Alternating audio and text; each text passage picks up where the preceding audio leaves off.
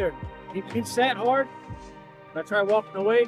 He started whining and barking. Welcome back to Here's the Deal. What is one of the only things that can turn man's best friend into your worst enemy? Only incentive-driven, amoral, power-hungry psychopaths. And we're going to prove that in a minute. Whoa, stay back, boy. Whoa. Knowledge is power. And boy, have we got some knowledge coming your way. But first, roll the intro. Here's the deal. Here's the deal. Here's the deal. So here's the deal. Here's the deal. So here's the deal. But here's the deal. Here's the deal. Well, here's the deal. But here's the deal. So here's the deal. And here's the deal. Here's the deal. Here's the deal. Because here's the deal. Here's the deal. Either give me your ID or you go to jail. How about that? Catch me outside. How about that? How about that? How about that? Here's the deal. Welcome back to the Here's the Deal channel.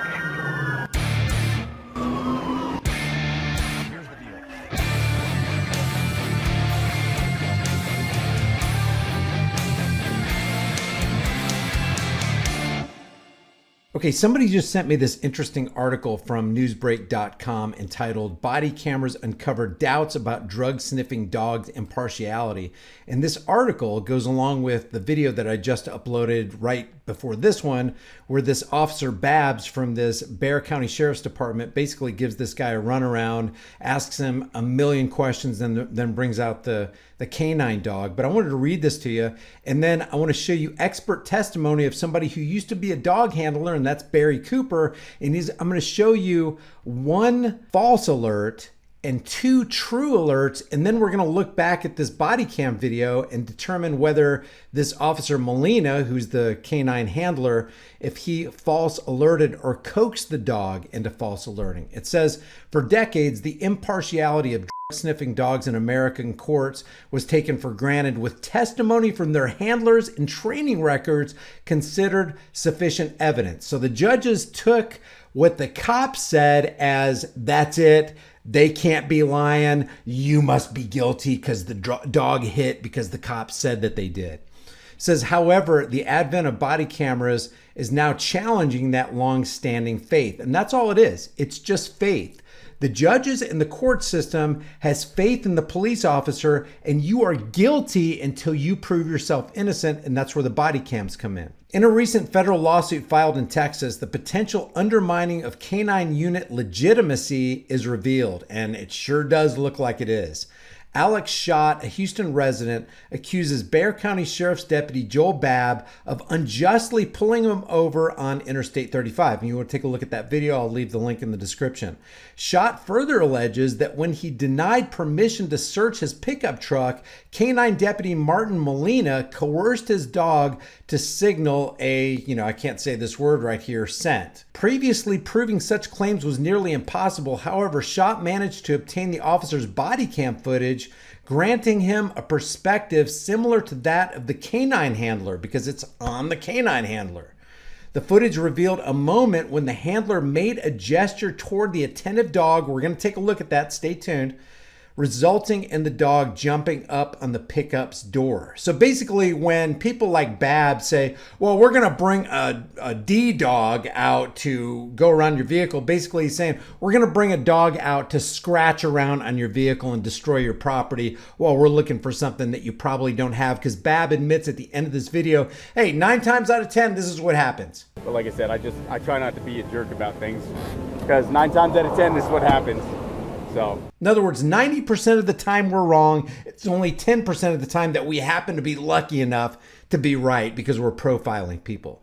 But what I wanted to show you comes from nevergetbusted.com from Barry Cooper. This is called D-Dog Trainer, Barry Cooper, Police Dogs, and False Alerts. Now, just in case you don't know who Barry is, in 2006, former narcotics officer and current criminal defense expert witness Barry Cooper was the first to blow the whistle on police dog false alerts, which he personally learned to trigger as an expert canine trainer. So this guy has personal experience on the inside as a badged law enforcer who trains canines, according to him, to false alert. And let me just show you an example of a false alert from this video right here. If you want all of the original videos, I'll link them in the description so you can see them. This is 4 minutes of video, but I'm only going to show you a couple minutes of this. And then we're going to look at 2 true alerts.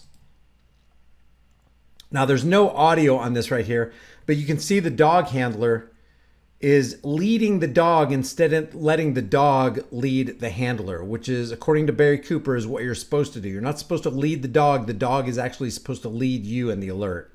And there's two things that you need to look at, two fundamental things that you need to look at to determine whether it's a true alert or a false alert. And we're going to get into that in a second in Barry Cooper's own words. I'm going to fast forward this real quick. I'm going to play this at double the speed just so you can see how this dog responds. According to Barry Cooper, he's getting cues from the handler to do what the handler wants him to do, not what the dog is actually sensing inside the vehicle. So this is a false alert. This right here, according to Barry Cooper, not according to me, this is according to Barry Cooper, is a true alert. So this cop looks like he's letting the dog lead him. Now watch the dog's reaction at the back of the vehicle right here. Look what he's doing. Now, according to Barry Cooper, this is another true alert.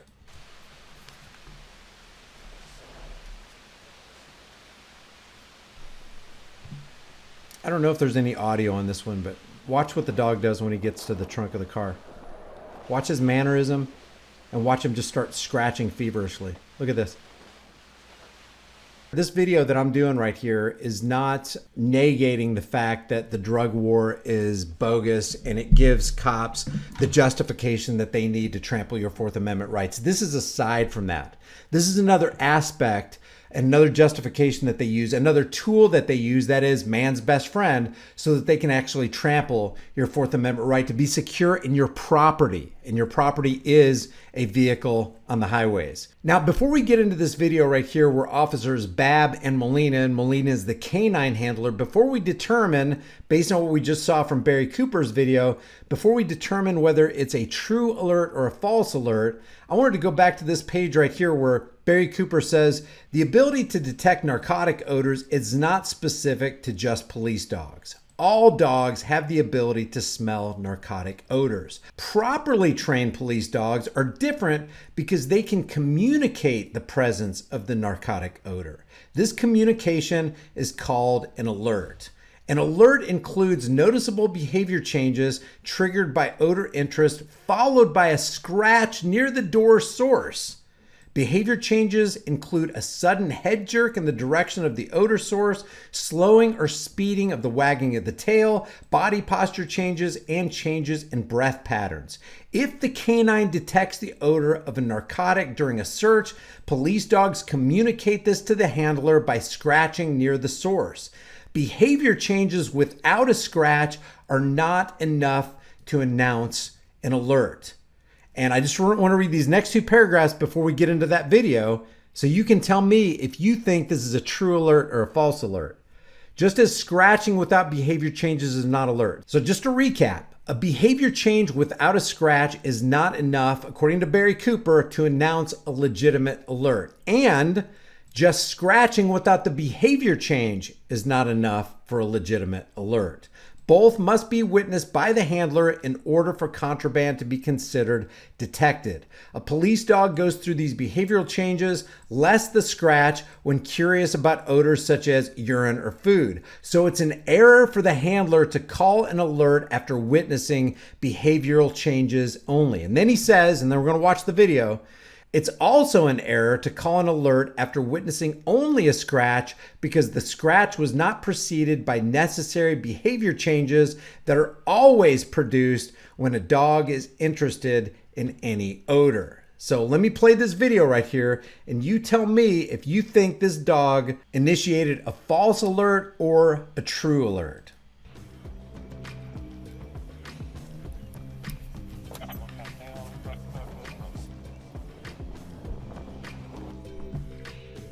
Now watch closely.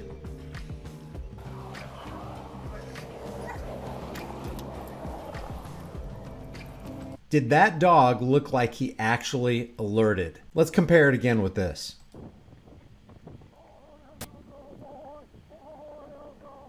Let's also compare it with this.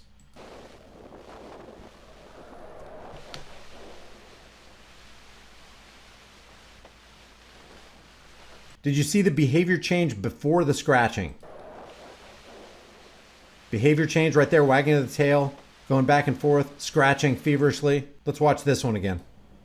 Behavior change already. Look at the tail. Scratching feverishly. Now let's watch this one again.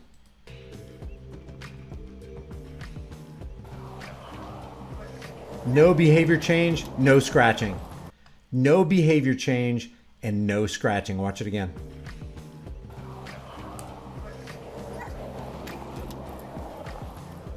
It's almost like he was just receiving a cue from Officer Molina. Now let's watch Officer Molina lie about what actually happened. I don't know anything about like how the dogs work, but Yeah, he wanted to get in there. He sat hard. I tried walking away. He started whining and barking. So Molina's testimony is he sat hard, he tried to get in there, I tried to walk away, he started whining and barking. Do you see anywhere where Molina is trying to walk away? Look at his reflection right here. Do you see trying to walk away at all? Do you see whining? There was a little bark, a little yap. There was no whining. There was sitting, but look at this. There was no aggressive posture. There was no change in behavior. There was no feverish scratching. He just kind of got up on the side of the car and came down, almost looking at Molina the entire way. Now, the reason I bring this out and the reason I want you to share this video is because knowledge is power. You now have knowledge the next time you get pulled over and they try to run a dog around your car, because the cop, he wants to stop you and he wants to play on your ignorance. But if you have this knowledge, I want to show you what Barry Cooper has to say about this piece of knowledge that you now have. He says what to do if police dogs search your car. He says, this tip works. Dozens of people have told me of their success with it, and it has worked for me on one occasion. Anytime police dogs are deployed to search your auto, announce loudly and boldly that you are aware police can make their canine false alert, and you know what a true alert looks like, and you know what a false alert looks like because of this video right here. This scares the officer, who after hearing this will usually walk his dog around the auto and then leave. Now, I'm not making any promises that that's what's going to happen, but we've got to understand that there is a training that takes place. There are cues that these people, these psychopaths, give these dogs so that they can turn man's best friend into man's worst enemy under the auspices of, we got to keep our streets clean from all these illegal DRUGSs. But nothing could be further from the truth. And we see cops constantly lying on body cam footage. And we see them interact with their dogs to try to get us on something so that they can violate our unalienable rights. Leave your thoughts about this for the world and the global thought police in the comments section below. It really helps me overcome the censorship algorithms. I'll leave all the links of what I just showed you in the description below. If you haven't done so already, subscribe to this channel, hit the bell notification icon, give it a thumbs up, share it with everybody you know. Don't forget to subscribe to my email list through my website, highimpactflix.com. If you want to support the channel further, go to my Facebook page and follow me over there because there's some great interaction going on. Or you can become a channel member and grab a hard-hitting conversation starting design that you can get from the store. You can put on a shirt, hoodie, mug, cell phone case, whatever you want. I've got over 110 designs. There's something over there for everybody. And remember, the price of freedom is now and will always be eternal vigilance, and indifference to this notion is the means by which the people have and will secure their own oppression. Freedom's always going to be dangerous. The only thing more dangerous is not having it. I'll see you in the next video.